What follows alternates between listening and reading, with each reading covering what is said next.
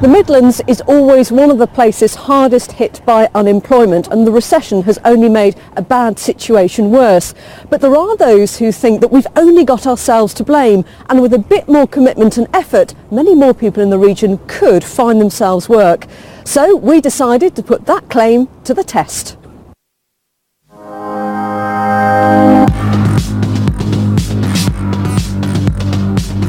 Lord Digby Jones of Birmingham, local lad, former government trade minister and business guru, is on a mission to get the West Midlands working. We have record unemployment in this region, and our parents' generation just had to get off their backsides and go and find work. This generation is faced with enormous challenges. What I want to know is, with the jobs out there, why is it that we have this massive unemployment? Stephen's from Northfield in Birmingham, an area hit hard by the collapse of car manufacturing. He's applied for hundreds of jobs, but he's still out of work and now thinks there's nothing out there for him. I got made redundant about 12 months ago, and since I left school at 16 I've worked in the car manufacturing industry. I've got a lot of great skills and I can't understand why I haven't got a job. As a qualified welder, he's got a skill, but isn't sure what to do next. I was hoping to be back in work by now. Things haven't gone the way I planned. The bills are piling in, and I'm hoping that speaking to Lord Jones, he might be able to help me out. For one day only, Lord Jones is prepared to share his years of invaluable experience and show Stephen where he might be going wrong. Stephen. Hello, Lord Jones. Hi. Now, lots of people who would be watching this would say, go on, Digby, go and ask him the $64,000 question. There's loads of jobs out there. We all know that. So why are you still unemployed after a year? You know, I'd love to know the answer to that myself. As I say, I've been down a job centre. In here is a bag full of these slips. Look at this. You know, Loads of them. Loads of slips. Look at them. and a lot of them have got sent. So yeah, door-to-door field sales supervisor, full-time days and homes. And there's loads more in there. So why do you think you haven't got it? There's like 50 people applying for the same job. So someone who's obviously got experience has beaten me to it. So one conclusion would be we've got a volume issue here, which is loads and loads and loads and loads of qualified people applying for fewer and fewer jobs. Now, I find this quite interesting because I guess it's all my prejudices about he's been on the dole for a year, he's not bothering, my taxes are paying his benefit, why isn't he in work? I found him very engaging, he bothered, he was smart, he got a bit of confidence, and actually he's quite cheerful. So I'm actually probably learning a bit more about stuff than he is, to be honest. Even though Stephen's a skilled welder, it seems that's not enough. In 2009, the West Midlands had the biggest rise in unemployment in the country, and now nearly 1 in 10 people are out of work. With this in mind, Digby takes Stephen to the job centre to see what the situation is there. Right, now we've both got a job to do here. You're going off to see your advisor. Yeah. I'm going to see the boss. So why are skilled people like Stephen still unemployed after more than a year? Well, it can be difficult in these recessionary times for people to find work, and that's why we've ramped up our services for the long-term unemployed. But Digby is still actually true today that of anybody newly unemployed, in the first 6 months, 70% of those people will have found work. And then we have to concentrate our efforts on the remaining 30% and do all we can. So actually, you can take someone to water, you can even bring the water to them, but you can't make them drink. Well, we don't give up on people, but we do need people to have that motivation and enthusiasm. There are no immediate job vacancies for Stephen, but Digby is still impressed. It's very welcoming. It gives people dignity, which is a good thing. But, you know, Stephen's been out of work for a year and he's got a skill. Now, something's missing somewhere. Although there are no quick fixes here today, Digby's convinced there is work out there for Stephen and takes him back to the flat to test his job-seeking skills.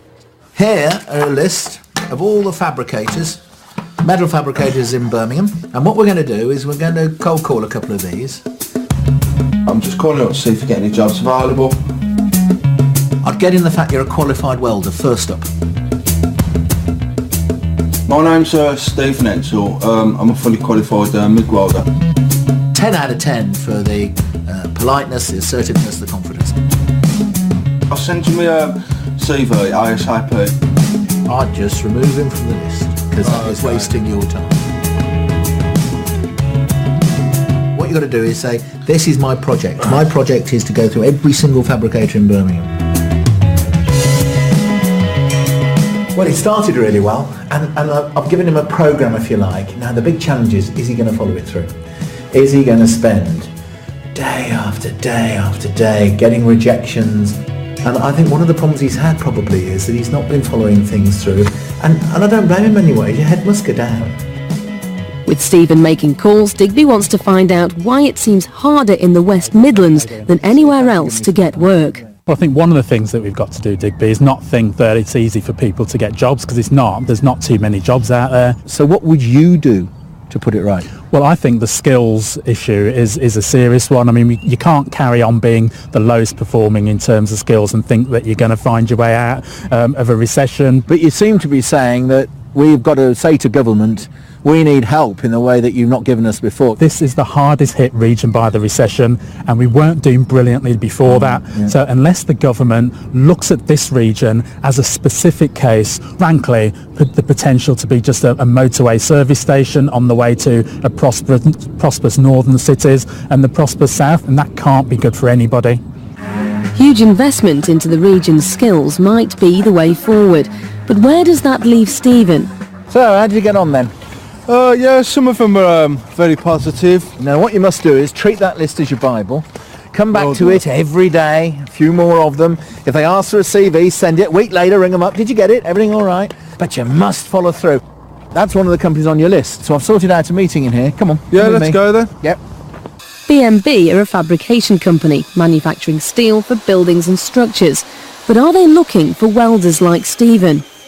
We need fabricator welders that are able to read drawings, that can carry out a multitude of sins and tasks to do with the fabrication industry. We multitask for a reason. It's all to do with cost. He needs a wider field of skill, really. Mm-hmm. So if there was the ability to train to become wider and multitask, where it didn't cost you, would you do it? Yeah. Yeah.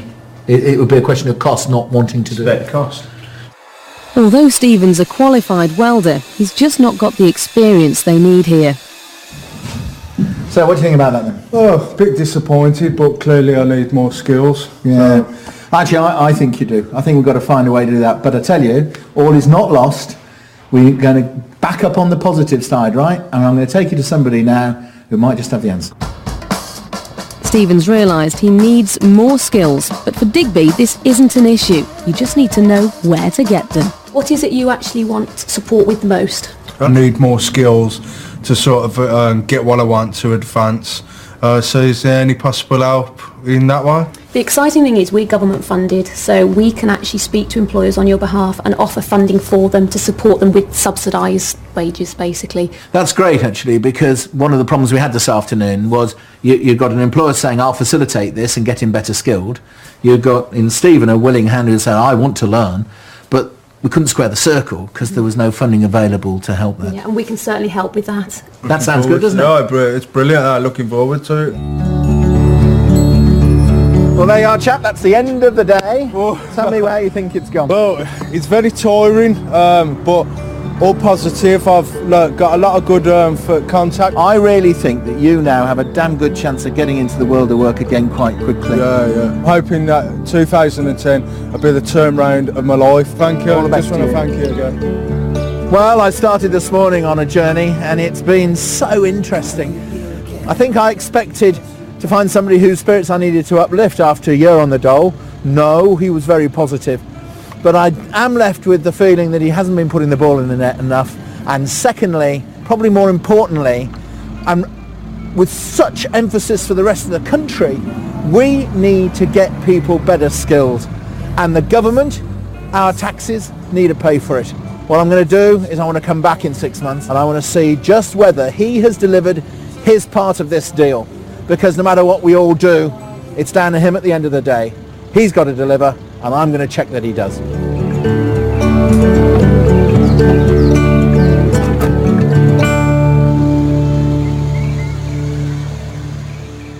So what do you think? Could we be doing more to tackle unemployment? Let us know your views via our website bbc.co.uk/insideout.